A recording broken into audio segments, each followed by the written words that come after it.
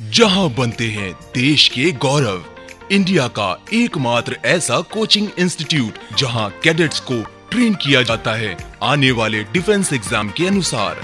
अगर आपका भी सपना है भारतीय सेना में शामिल होकर देश की सेवा करने का, तो आज ही ज्वाइन करें त्रिशूल डिफेंस एकेडमी।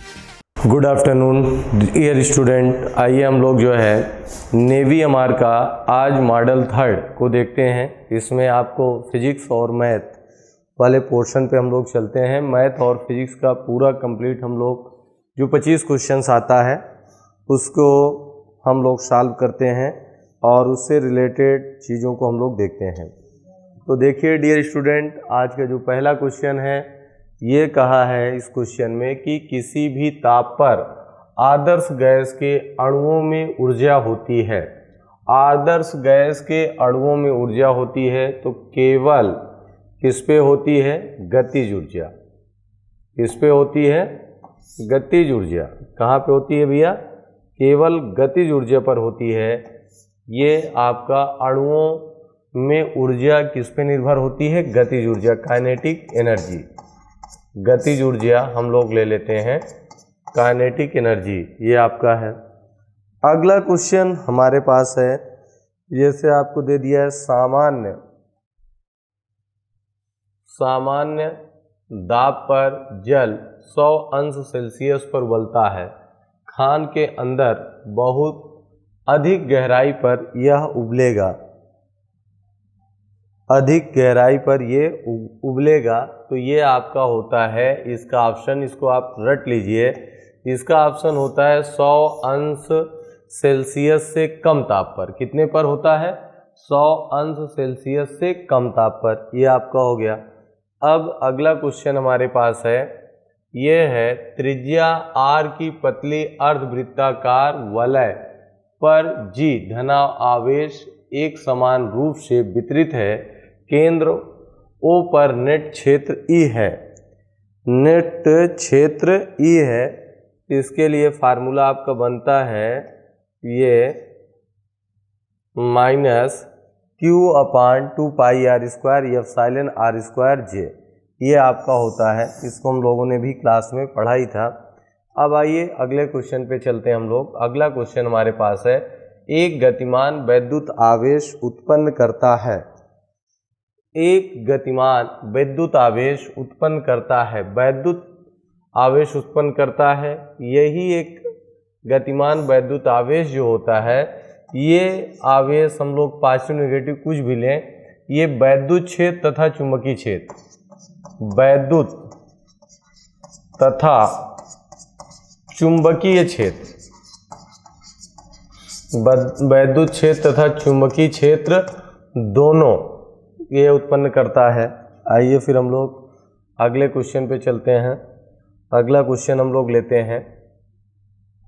अगला क्वेश्चन हमारे पास है, अगला क्वेश्चन में ये दिया है कि एक विद्युत आवेश E एक समान चाल V से एक समान चुंबकीय क्षेत्र B की बल रेखाओं के समांतर गति कर रहा है, तो आवेश पर लगने वाला बल है।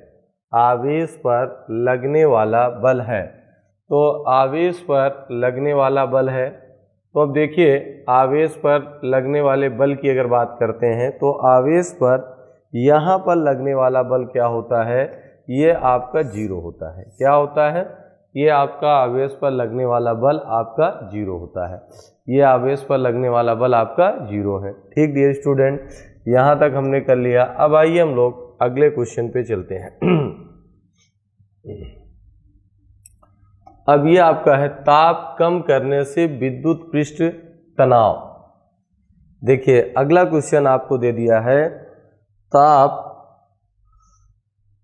अब आपको देखिए अगला क्वेश्चन दे दिया है कि ताप कम करने पर आपका पृष्ठ तनाव, ताप कम करेंगे तो पृष्ठ तनाव बढ़ेगा, ताप बढ़ाएंगे तो पृष्ठ तनाव क्या होगा? घटेगा।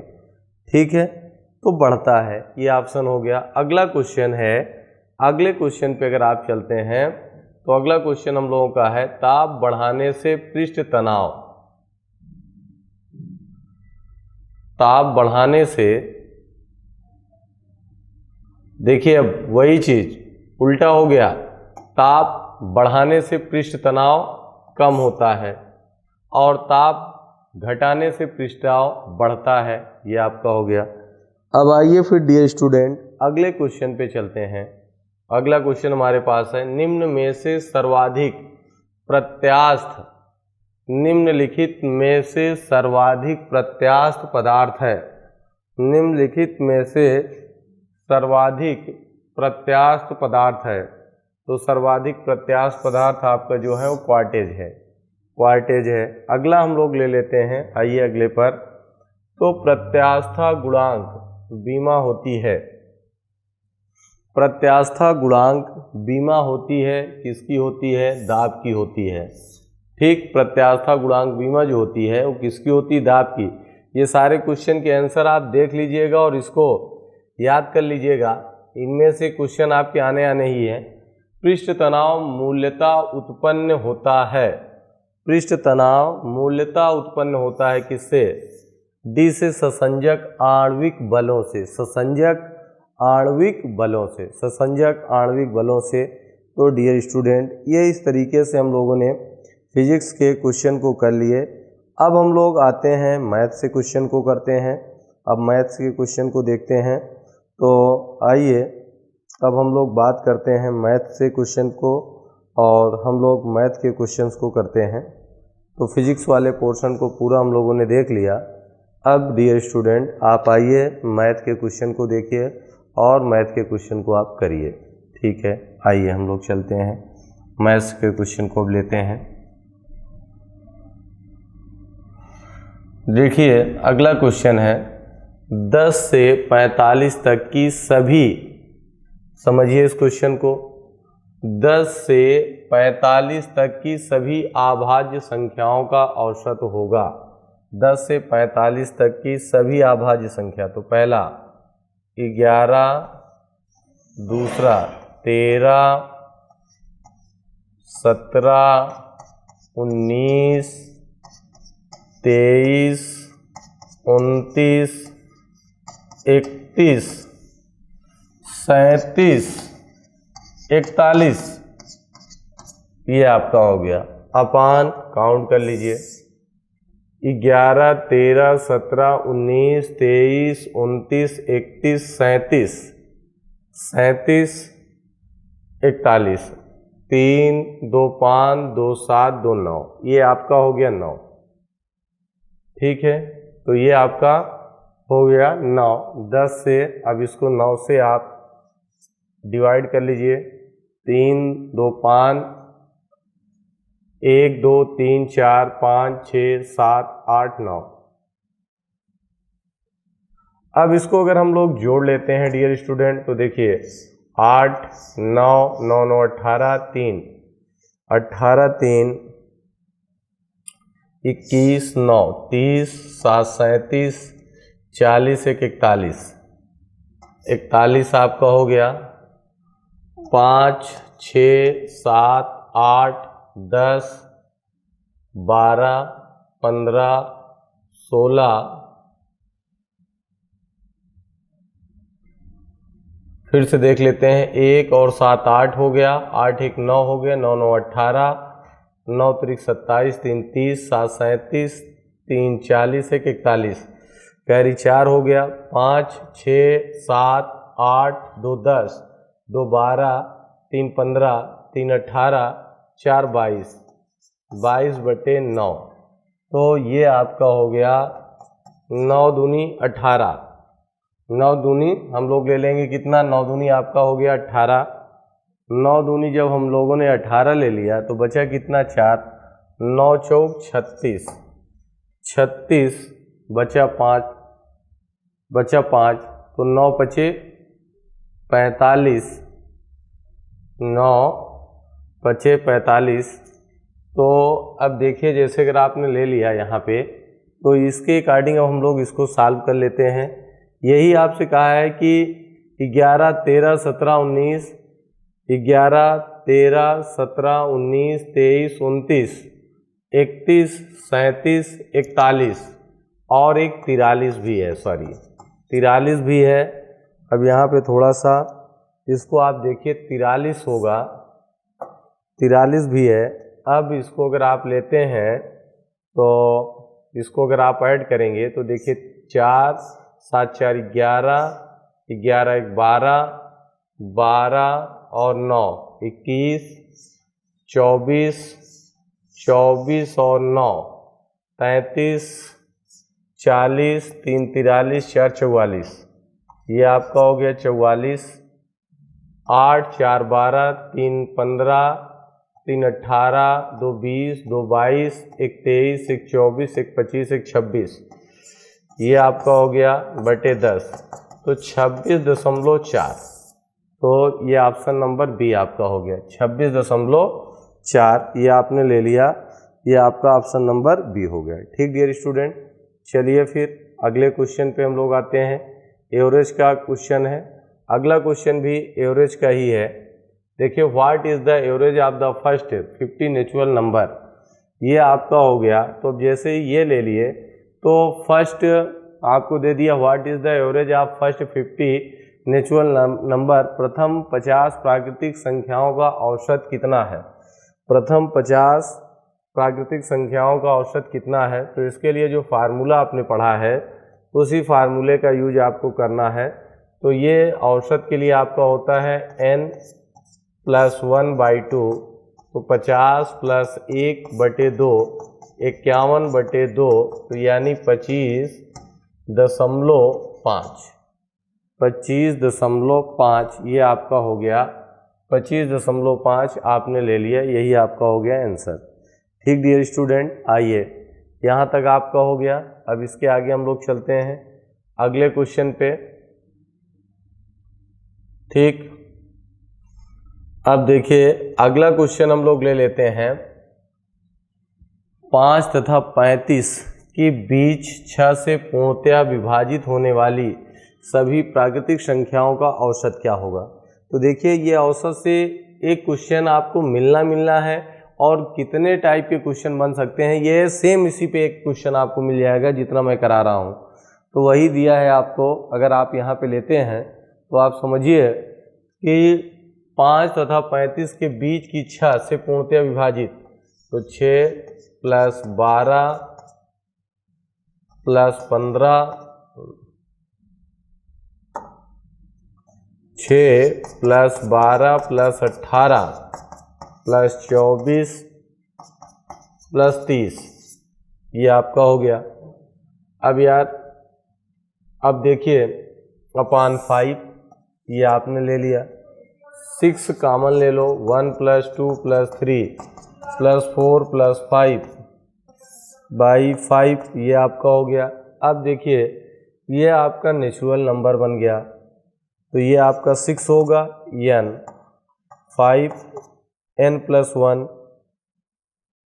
1/2, 6/2/5, ये 5 से 5 कैंसिल, 3 आपका हो गया 6 × 18, ऑप्शन नंबर बी सही हो गया। अब आइए इसके आगे अगले क्वेश्चन पे चलते हैं हम लोग। अगला क्वेश्चन हम लोग ले लेते हैं। अब देखिए, what is the average of the first 6 multiple of 8, 8 के प्रथम 6 गुणजों का औसत, ये भी क्वेश्चन उसी का है।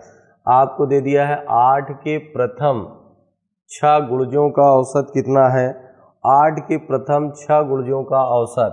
तो अगर आपने ले लिया तो 8, वही 8 दूनी 16, 8 त्रिक 24, 8 चौक 32, 8 पंच 40, 8 छंग 48, 8 के प्रथम 6 गुणजों का औसत, तो ये आपका 6 हो गया। 8 फिर से आप कॉमन करिए, 1 + 2 + 3 + 4 + 5 + 6/6, ये आपका हो गया। 8 आपने लिया, यहाँ पे हो गया, फिर 6 7 6/2, ये आपका कैंसिल, 7 चौक 28, इसका भी ऑप्शन नंबर आपका क्या हो गया, बी हो गया। तो इसका भी ऑप्शन नंबर हम लोग बी ले सकते हैं, ठीक है। तो यहाँ तक भी इस टाइप के भी क्वेश्चन को आपने कर लिया है। ठीक डियर स्टूडेंट, अब आइए फिर हम लोग अगले क्वेश्चन पे चलते हैं। अगला क्वेश्चन हमारा है, तो देखिए अब इसमें से दे दिया है, ये भी क्वेश्चन जो भी है आपका एवरेज सही है। मैंने पहले एक एक चैप्टर से जितने टाइप के क्वेश्चन आपके एग्जाम में आ सकते हैं उन सभी टाइप के क्वेश्चन को कलेक्ट किया है। जैसे एवरेज हो गया, फिर इसके बाद परसेंटेज हो जाएगा, फिर प्रॉफिट लॉस है, फिर जो है अनुपात समानुपात है। सारे क्वेश्चंस को हम लोग, सारे चैप्टर्स के क्वेश्चन को हम लोगों ने इकट्ठा किया हुआ है। अब देखिए जैसे हमारा क्वेश्चन है 5 संख्याओं का औसत इतना है, इनमें से एक संख्या छोड़ दी जाने पर शेष संख्याओं का औसत 30 होता है, तो छोड़ी गई संख्या होगी। तो इसके लिए छोड़ी गई संख्या अगर आप लेते हैं तो ऐसे क्वेश्चन के लिए 32 गुणे 5 माइनस 30 गुणे 4, तो 5 दूनी 10, 5 तिहाई 15, 1 16 माइनस 4 तिहाई 12, तो ये आपका कितना हो गया 40। कितना हुआ 40, ऑप्शन नंबर डी। ये आपका हो गया ऑप्शन नंबर डी। चलिए आइए फिर अगले क्वेश्चन पे हम लोग चलते हैं। अगला क्वेश्चन हम लोगों का जो है उसकी बात करते हैं। अगला क्वेश्चन आपके पास है, a man travels from A to B at a speed of 6 kilometre and back from to B to A at 4 kilometre per hour, goes the speed of an hour, what is the average speed of this person of the whole journey? एक व्यक्ति A से B तक 6 kilometre प्रति घंटे की चाल से जाता है तथा B से A तक 4 किलोमीटर प्रति घंटे की चाल से वापस आता है। पूरी यात्रा में इस व्यक्ति की औसत चाल कितनी होगी? तो इसकी औसत चाल लोगे तो 2 इंटू एक्स वाई अपान एक्स प्लस वाई, तो 2x की वैल्यू कितनी है 6, y की वैल्यू कितनी है 4, 6 प्लस 4 आपका हो गया 2 गुणे 6 गुणे 4 बटे 10, तो अब आपका हो गया 2 पन 10, 6 चौको 24 बटे 5, 5 चौक 20, 5 8 40, तो ये आपका हो गया 8.4 किलोमीटर पर आवर। तो यहाँ तक हम लोग डियर स्टूडेंट ले लिए। अब देखिए अगले क्वेश्चन पे अगर आप चलते हैं तो ये क्वेश्चन नंबर आपका 17। देखिए अब ये सिंप्लीफिकेशन, अब क्वेश्चन में जो शुरुआत हम लोगों ने कर लिया ये किसकी कर लिया, ये सिंप्लीफिकेशन का है। अब हम लोगों ने जो शुरुआत किया ये सिंप्लीफिकेशन के क्वेश्चनों की शुरुआत है। अब हम लोग सिंप्लीफिकेशन के जब क्वेश्चंस करते हैं तो देखिए अब आइए यहाँ पे जैसे दे दिया 36 की पावर 1/6, तो 6 की पावर 2 की पावर 1/6, 2 3 या 6, 6 की पावर 1/3, ये आपका हो गया। तो इसको आप लिख सकते हैं √3 तो ये आपका हो गया ऑप्शन नंबर डी। तो ये डियर स्टूडेंट आपका हो गया ऑप्शन नंबर डी आपका हो गया। ठीक है, अब चलिए जब ये ऑप्शन नंबर आपको डी मिल गया तो आगे चलते हैं हम लोग अगले क्वेश्चन पे।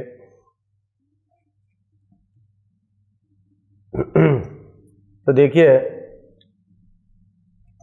ये आपका हो गया अंडर रूट दिया है तो 2 की पावर n/2 इक्वल टू 2 की पावर 6, ये आपका हो गया 2 की पावर n/2 इक्वल टू 2 की पावर 6। अब ये आधार बराबर है तो n/2 equal to 6/1, cross multiply करेंगे 6 2 जा 12, तो n की वैल्यू डियर स्टूडेंट आपकी कितनी आ गई 12। तो यहाँ तक हम लोगों ने कर लिया। अब आइए फिर अगले क्वेश्चन पे हम लोग चलते हैं। अगला क्वेश्चन हम लोगों का है उसको हम लोग देखते हैं। तो आइए अगला क्वेश्चन जो आपका है उसकी बात हम लोग करते हैं। अगले क्वेश्चन पे आप आते हैं। अगला क्वेश्चन ये भी सिंप्लीफिकेशन का ही है।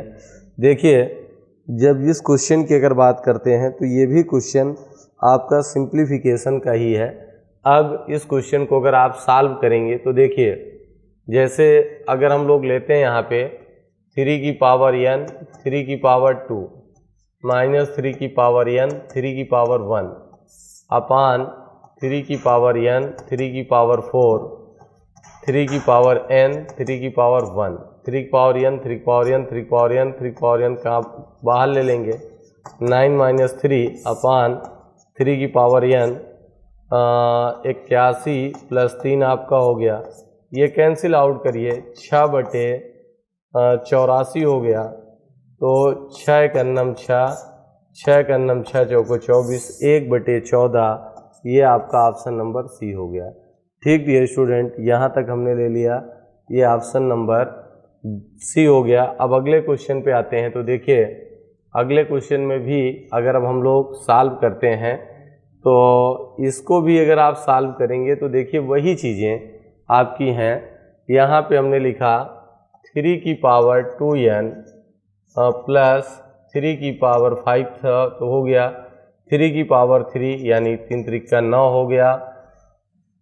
हाँ, अब आपका नीचे आप देखो 1 इंटू 3 की पावर 4, 3 की पावर 4 जा 16 यानी 3 की पावर 16 हो गया, इक्वल टू 3 की पावर 3, तो आप देखिए 3 की power 2n plus 14 minus 17 equal to 3 की पावर 3। तो ये हमने ले लिया 3 की power 2n minus 3 equal to 3 की पावर 3, तो 2n is minus 3 equal to 3, 2n equal to 6, तो n इक्वल टू आपका आएगा 3, तो n की वैल्यू आपकी आ गई डियर स्टूडेंट 3। यहाँ तक हम लोगों ने देखा। अब आइए अगले क्वेश्चन पे आप चलते हैं। इफ़ ये आपका है, इस क्वेश्चन में भी देखिए ये भी सिंप्लीफिकेशन का है। इसको अगर आप करते हैं तो इसमें n की वैल्यू अगर आपको लेना है तो अब देखिए इसको आप लेंगे तो 3 की पावर 2/3 इंटू 3 की पावर 4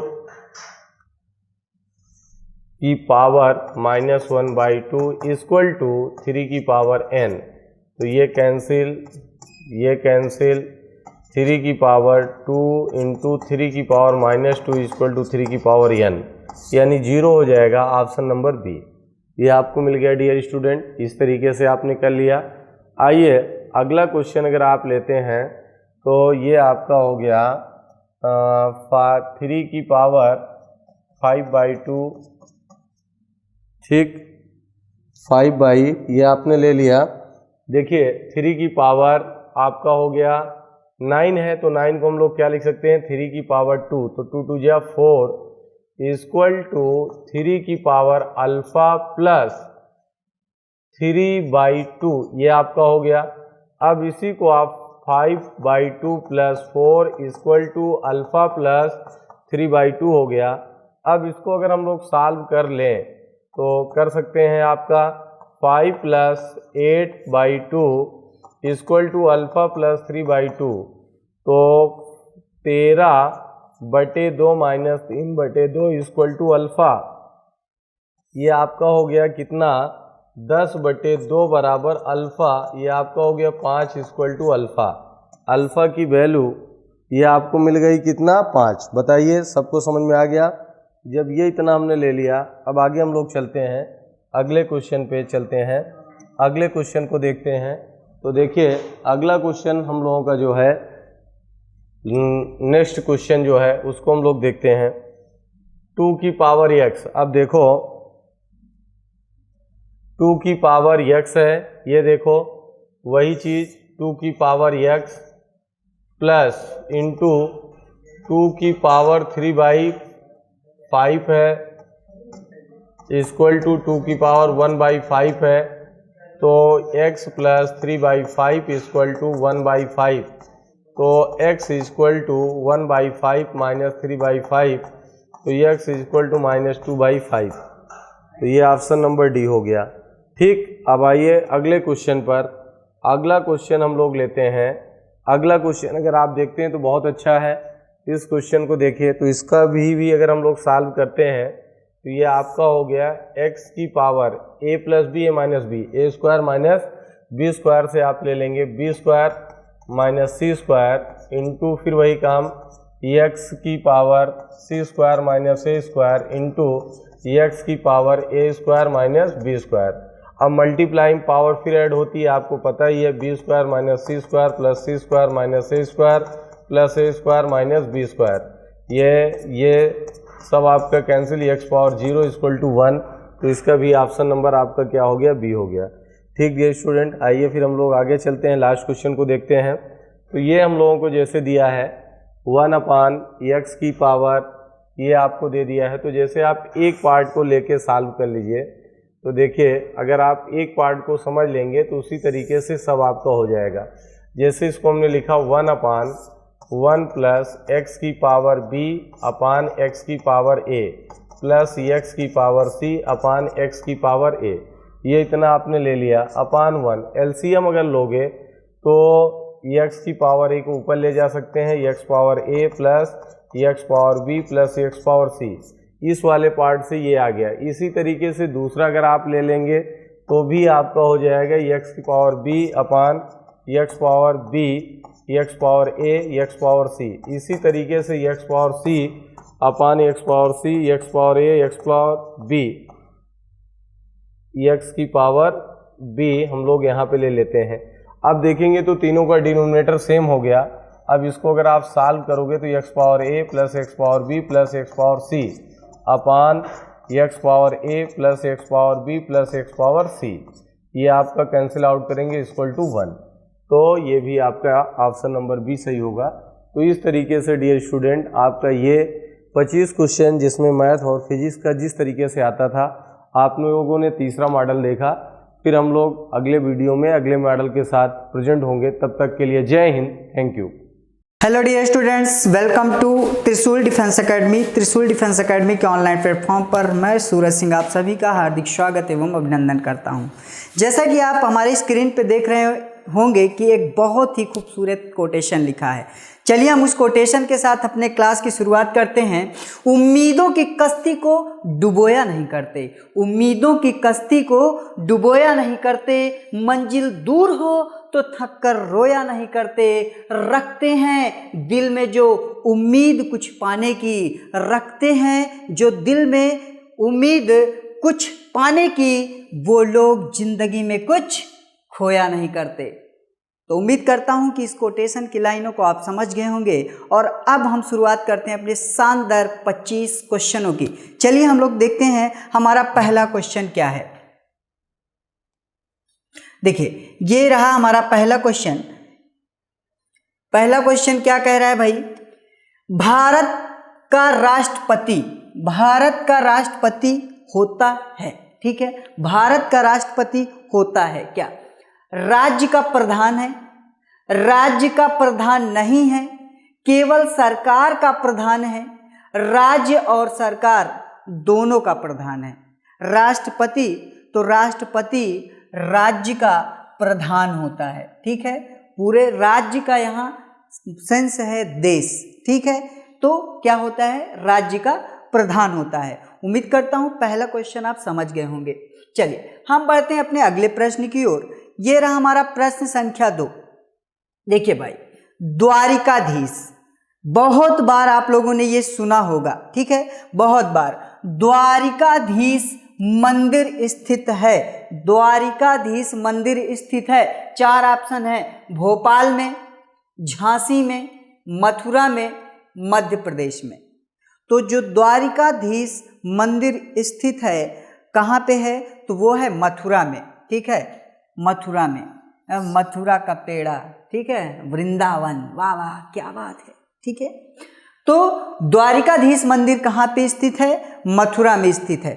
चलिए बढ़ते हैं हम लोग तीसरे प्रश्न की ओर। ये देखिए एफिल टावर, देखिए ये बहुत ही अच्छा प्रश्न है, कई बार ये प्रश्न एग्जामों में पूछा गया है, ठीक है।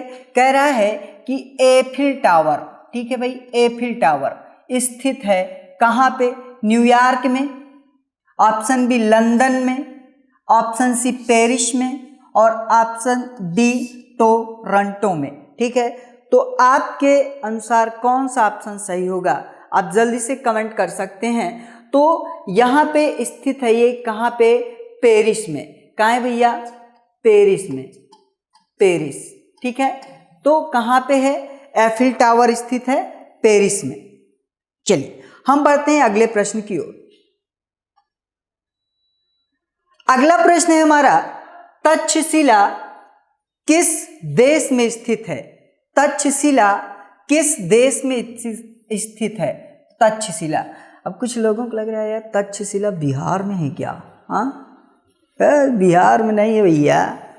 चलो 4 ऑप्शन है, भारत, पाकिस्तान, ईरान या फिर इराक। तो कहाँ पे है तक्षशिला? तो तक्षशिला है पाकिस्तान में। एक लड़का गुस्सा आ गया, अरे गुरुजी आप जो है कि पाकिस्तान का क्वेश्चन हमको पढ़ा रहे हैं। अरे बेटा पाकिस्तान का क्वेश्चन नहीं, क्वेश्चन है आपकी एग्ज़ाम का, ठीक है। तो ये पाकिस्तान के कहाँ पे है? रावलपिंडी में, ठीक है। पाकिस्तान में एक जगह है, पाकिस्तान का राज्य है पंजाब, ठीक है, और पंजाब के रावलपिंडी में, ठीक है, रावलपिंडी में है क्या? तक्षशिला, ठीक है। उम्मीद करता हूँ कि आप क्वेश्चंस को समझ गए होंगे। तो कंफ्यूज ना रहिएगा, पंजाब अपना नहीं बल्कि पाकिस्तान का पंजाब, ठीक है। तो पाकिस्तान के पंजाब में है। चलिए हम बढ़ते हैं अगले प्रश्न की ओर। अगला प्रश्न है संगीत नाटक अकादमी, ठीक है। संगीत नाटक अकादमी कहाँ पे है? संगीत नाटक अकादमी कोलकाता में है, नई दिल्ली में है, पुणे में है, मुंबई में है। एक लड़का पता नहीं था उसको कि प्रश्न कहे क्या रहा है। उसने कहा सर ये तो मेरे घर के बगल में है। हमने कहा तुम्हारा घर कहाँ है? तो कहा ये तो सर जो है मेरा घर तो जो है इलाहाबाद में है। तो हमने कहा इलाहाबाद में है, लेकिन संगीत नाटक अकादमी इलाहाबाद में नहीं है, सब कुछ इलाहाबाद में ही नहीं होता। तो संगीत नाटक अकादमी कहाँ है? नई दिल्ली में है, ठीक है। और अभी अभी आपने देखा होगा कि नई दिल्ली में जो सरकार है उसने पंजाब में भी अपना वर्चस्व स्थापित कर लिया है ना। चलिए उम्मीद करते हैं कि आप समझ गए होंगे। देखिए बीच में थोड़ा 1-2 वर्ड जो बोलते हैं आपकी चेहरे पे मुस्कुराहट के लिए, कि आप हंसते रहिए, मुस्कुराते रहिए और आगे बढ़ते रहिए, निरंतर प्रयास करिए, क्योंकि मुकाम उन्हीं को हासिल होता है जो निरंतर वर्क करते हैं। और जो निरंतर वर्क नहीं करते हैं, अगर आप निरंतर तैयारी नहीं करेंगे तो आपको सफलता नहीं मिलेगी। तो इसलिए लगातार त्रिशूल डिफेंस एकेडमी के साथ बने रहिए, अच्छे से पढ़ाई करते रहिए, सफलता एक न एक दिन जरूर आपको मिलेगी, ठीक है। चलिए हमारा प्रश्न क्या है? इसरो, ठीक है। इसरो किसका संक्षिप्त रूप है? ये प्रश्न मैं एक बार और करा चुका हूँ, और ये एक ऐसा प्रश्न है जो एक ही बार नहीं बहुत बार पूछा जा चुका है, ठीक है। मतलब एक बार तो है ही नहीं, कई बार ये प्रश्न पूछा जा चुका है। तो आप इसमें क्या लिख लेंगे? Most important. अच्छा कुछ टीचर बहुत ज़्यादा एक्साइटेड हो जाते हैं, हाँ बहुत इम्पोर्टेंट, तो मोस्ट इम्पोर्टेंट के आगे कह देंगे 100 पावर लगा लो, है ना। तो लगा लो 100 पावर, ठीक है।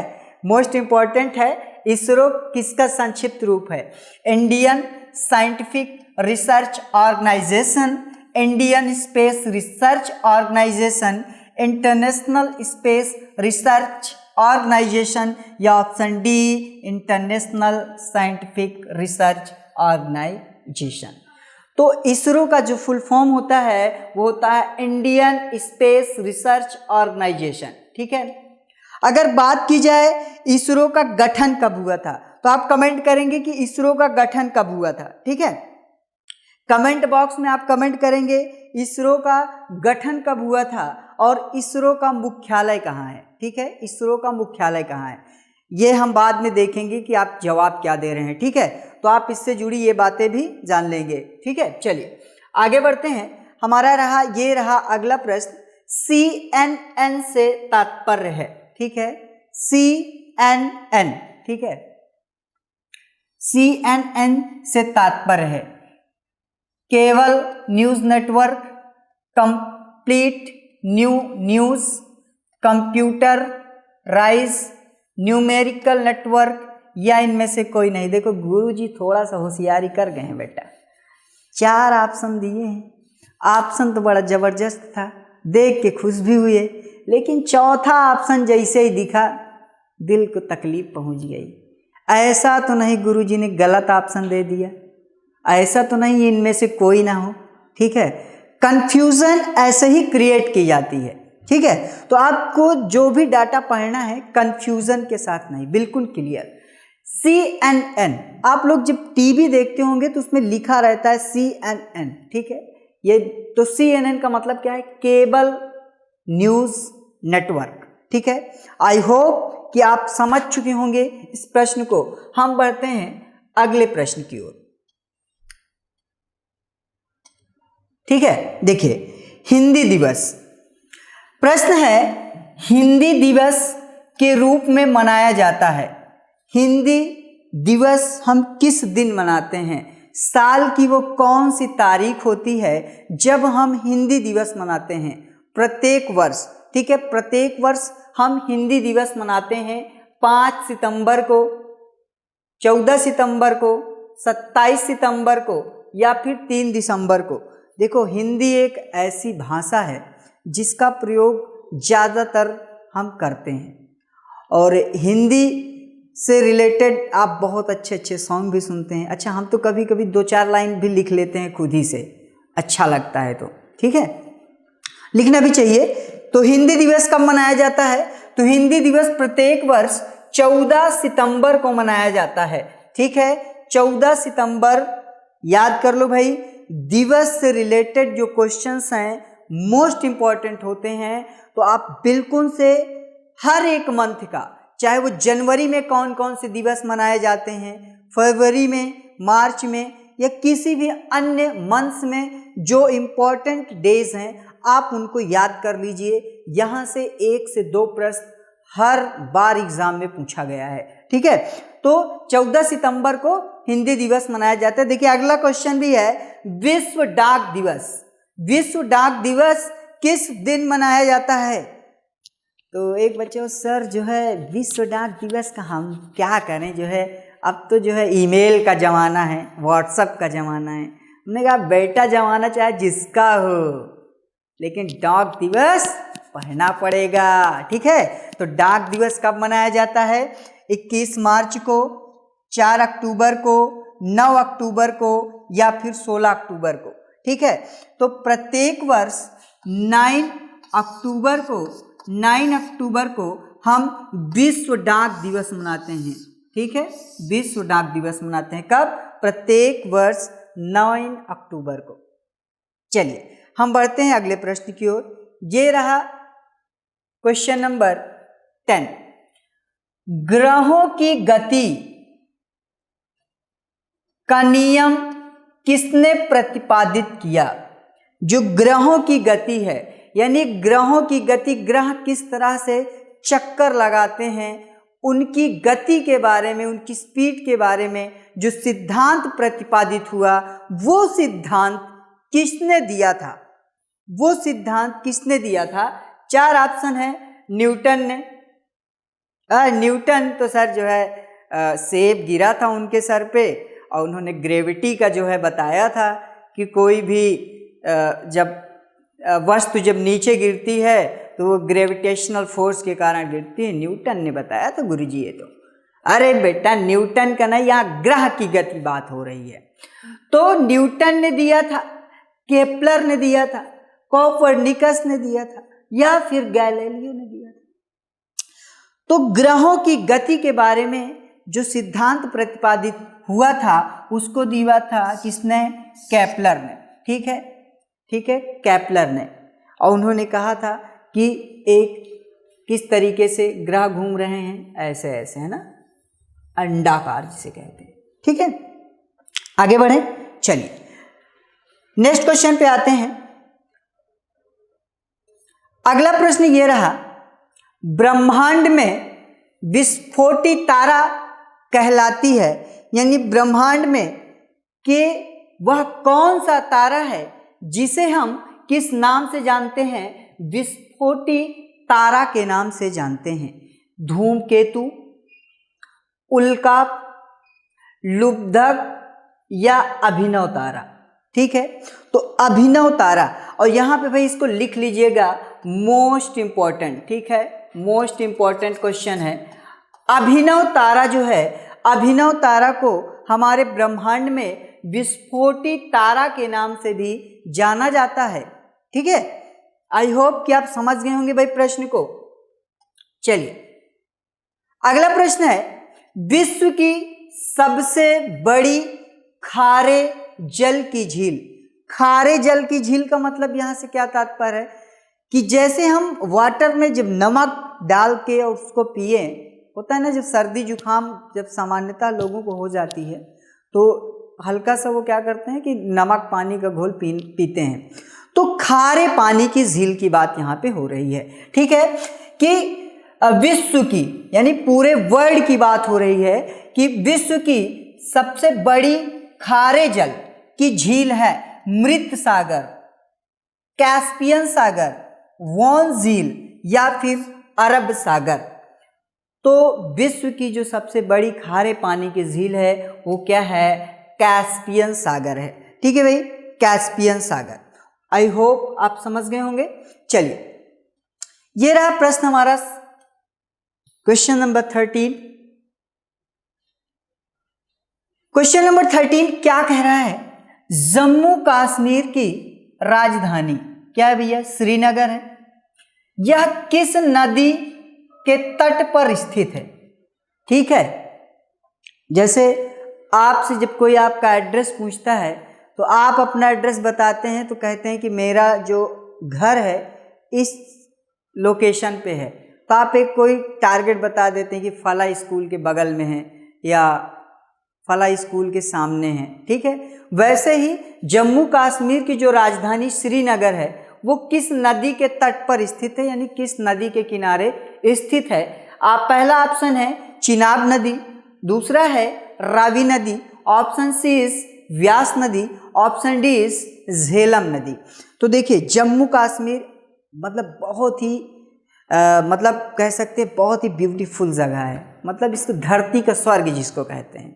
ठीक है, तो वहाँ की जो राजधानी श्रीनगर है वो कहाँ पे, झेलम नदी के तट पर है। कहाँ पे भैया, झेलम नदी, झेलम। ठीक है, चलिए इसी तरह से आपका अगला प्रश्न है, अगला प्रश्न है नासिक। नासिक किस नदी के किनारे स्थित है। ठीक है, नासिक शहर जो है वो किस नदी के किनारे स्थित है। आपका पहला है महानदी, दूसरा ऑप्शन है ताप्ती नदी, तीसरा है कृष्णा नदी या ऑप्शन डी इज गोदावरी नदी।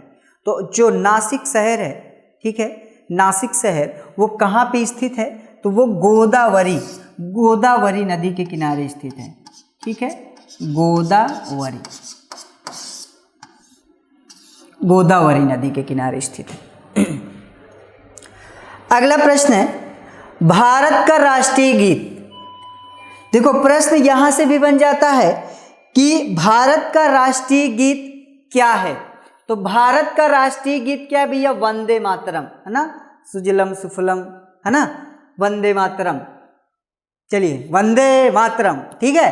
तो वंदे मातरम, अब वंदे मातरम बोलना तो आसान होता है लेकिन इससे थोड़ा सा हमें जानकारी भी होना चाहिए कि ये जो वंदे मातरम सर्वप्रथम कब गाया गया था। जब पहली बार वंदे मातरम गाया गया तो कब गाया गया था, 1886 में, 1896 में, 1906 में या 1907 में। ठीक है, कब गया, जल्दी से कमेंट कर दीजिए भाई जिसे भी पता हो। चलिए जल्दी से कमेंट कर दीजिए। चलिए कब गाया गया था।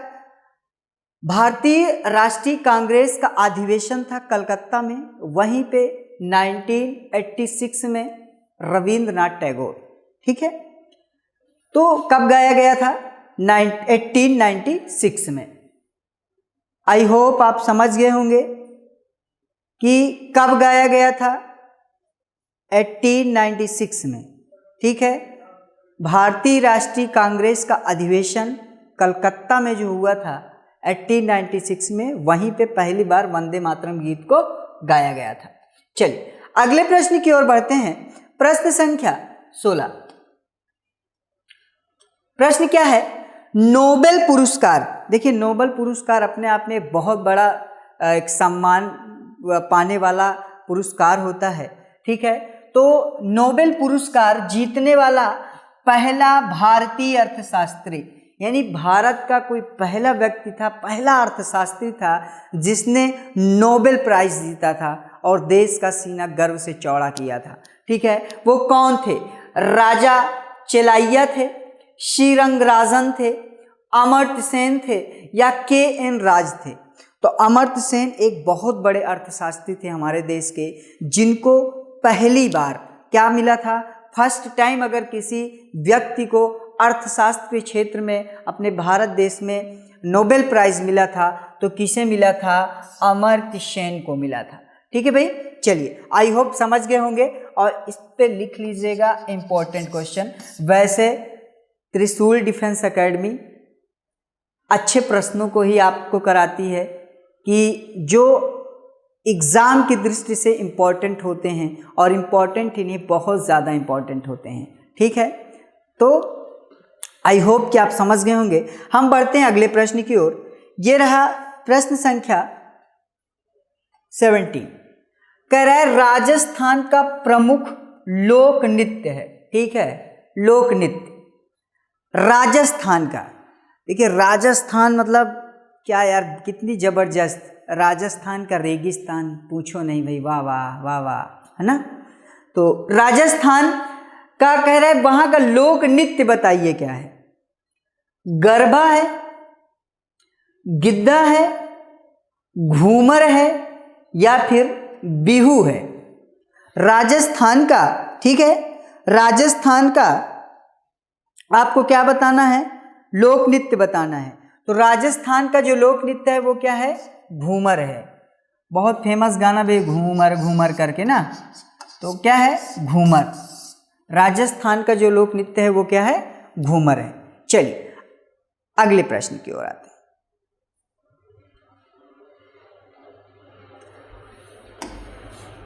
भारत में रेलवे तंत्र कब स्थापित किया गया था? भारत का जो रेलवे तंत्र है वो भारत में कब स्थापित किया गया था?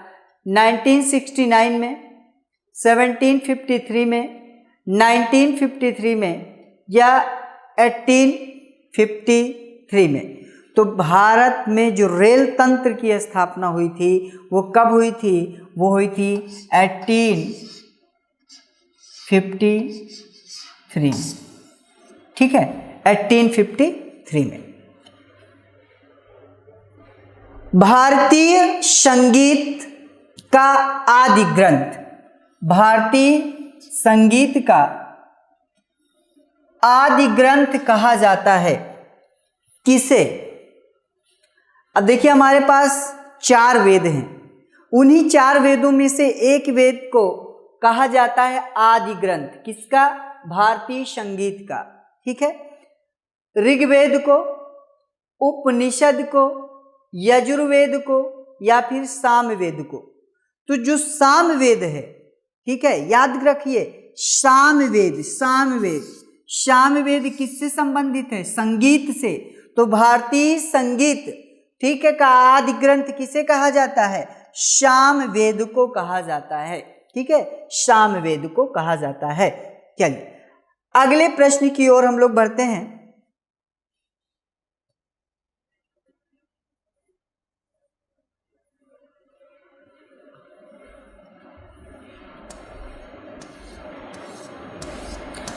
चलिए भाई, ये रहा हमारा अगला प्रश्न। अगला प्रश्न क्या कह रहा है कि भारतीय राष्ट्रीय आदर्श वाक्य सत्यमेव जयते कहां से उद्धृत है? ठीक है, कहां से लिया गया है? भारत का राष्ट्रीय आदर्श वाक्य कहां से लिया गया? जल्दी से कमेंट करिए। चलिए जल्दी से कमेंट करेंगे, कहां से लिया गया है? मुंडकोपनिषद से, कठोपनिषद से, छांदोग्योपनिषद से या जबलोपनिषद से? ठीक है, तो भारत का देखिए कहीं भी आप देखते हैं ना, तो कई जगह पे हमारे जैसे हाई कोर्ट है, सुप्रीम कोर्ट, तो लिखा रहता है। कई बार आप मूवी देखोगे सत्यमेव जयते या जो हमारी कैप होती है उस पर भी सत्यमेव जयते, जो पुलिस की कैप होती है ना, तो लिखा होता है। तो ये आदर्श वाक्य जो सत्यमेव जयते है यानी सत्य की हमेशा जीत होती है, वो कहाँ से लिया गया है? ठीक है, चलिए option number A is correct. चलिए हम बढ़ते हैं अगले प्रश्न की ओर। ये रहा प्रश्न संख्या हमारा 21। प्रश्न संख्या 21 क्या कह रहा है? कह रहा है निम्नलिखित में से किसे सीआरपीएफ का महानिदेशक नियुक्त किया गया है? किसे? अभी हाल ही में, ठीक है, करंट का क्वेश्चन है। श्री एपी महेश्वरी, आशुतोष पांडे, ओपी सिंह या फिर ब्रिजलाल। ठीक है, तो सीआरपीएफ का महानिदेशक श्री एपी महेश्वरी को नियुक्त किया गया है। ठीक है, आई होप कि आप समझ गए होंगे। देखिए ये 21 क्वेश्चन था। अगले प्रश्न की ओर हम लोग बढ़ते हैं, बहुत ही बेहतरीन प्रश्न। ये रहा क्वेश्चन नंबर 22। चलिए प्रश्न क्या कह रहा है? कह रहा है कंप्यूटर विज्ञान में, यस कंप्यूटर साइंस, कंप्यूटर विज्ञान में 1 किलोबाइट 1 KB का मान है। ठीक है, 1 KB होता है 1000 बाइट या फिर 1024 बाइट, 100 बाइट या 8 बाइट। देखिए 1 MB बराबर होता है 1024 KB। ठीक है, और 1024 MB बराबर होता है 1 GB गीगाबाइट। तो कह रहा है कि बताइए 1 KB किसके बराबर होता है? 1 KB, तो एक जो KB होता है वो होता है, जो 1 KB होता है 1 KB वो होता है 1024 बाइट के। ठीक है, 1024 बाइट के बराबर होता है। अगला प्रश्न है विश्व का सबसे बड़ा दुग्ध उत्पादक देश। अब देखिए चाय हर कोई पीता है, दूध बहुत ज़्यादा तो नहीं लेकिन मैक्सिमम लोग दूध भी पीते हैं। तो दूध पीते हैं तो उसी से रिलेटेड है दुग्ध उत्पादन से कि विश्व का सबसे बड़ा दुग्ध उत्पादक यानी सबसे ज़्यादा वह कौन से देश है जहाँ पर दूध का उत्पादन किया जाता है? ब्राज़ील, अमेरिका, भारत या फिर जापान। तो जापान देश है। ठीक है, जापान, टोक्यो है ना, जापान देश है जहाँ पे दुग्ध का उत्पादन आज सबसे अधिक किया जाता है। सबसे अधिक कहाँ पे? जापान में। सबसे अधिक कहाँ? जापान में। ठीक है, दुग्ध उत्पादन सबसे अधिक जापान में। चलिए आगे बढ़ते हैं। विश्व में सबसे विशाल मरुभूमि कौन सी है? विश्व में सबसे विशाल मरुभूमि है सहारा मरुभूमि, थार मरुभूमि, गोबी मरुभूमि या फिर गैंड सैंडी मरुभूमि। ठीक है, तो विश्व का जो सबसे विशाल मरुभूमि है वो है सहारा मरुभूमि। ठीक है, विश्व की बात हो रही भाई, सहारा सबसे विशाल यानी सबसे बड़ा मरुस्थल। चलिए अगला प्रश्न है कि निम्नलिखित में से चित्रकला के क्षेत्र में, चित्रकला अपने को तो भाई आती नहीं। ठीक है, एक बार हमसे कहा गया कि सर एक आदमी का जो है चित्र बनाना है। हमने कहा हमें नहीं आता, फिर भी हमने कोशिश की थी, तो ऐसे करके ऐसे ऐसे बनाया था हमने। ये हमने कहा हो गया। ठीक है, तो चित्रकला से संबंधित है। कहे चित्रकला के क्षेत्र में कौन सबसे ज्यादा प्रसिद्ध है? एजोइल इलामेनन, प्रदोष दास गुप्ता, अमृता शेरगिल या कुमार गंधर्व। तो भैया कुमार गंधर्व जो है ना बहुत ही प्रसिद्ध हैं। किसके मामले में? चित्रकला के क्षेत्र में। तो ये थे हमारे आज के शानदार 25 जीएस के क्वेश्चंस। आई होप कि आपको बहुत पसंद आया होगा और साथियों आपको कंटिन्यू हमारे साथ बने रहना है। त्रिशूल डिफेंस एकेडमी परिवार आप सभी के उज्जवल भविष्य की कामना करता है, तो कंटिन्यू बने रहिए। मिलते हैं नेक्स्ट वीडियो में शानदार प्रश्नों के साथ। तब तक के लिए आप सभी को भाई वंदे मातरम, जय हिंद, जय भारत। जहां बनते हैं देश के गौरव, इंडिया का एकमात्र ऐसा कोचिंग इंस्टीट्यूट जहां कैडेट्स को ट्रेन किया जाता है आने वाले डिफेंस एग्जाम के अनुसार। अगर आपका भी सपना है भारतीय सेना में शामिल होकर देश की सेवा करने का, तो आज ही ज्वाइन करें त्रिशूल डिफेंस एकेडमी।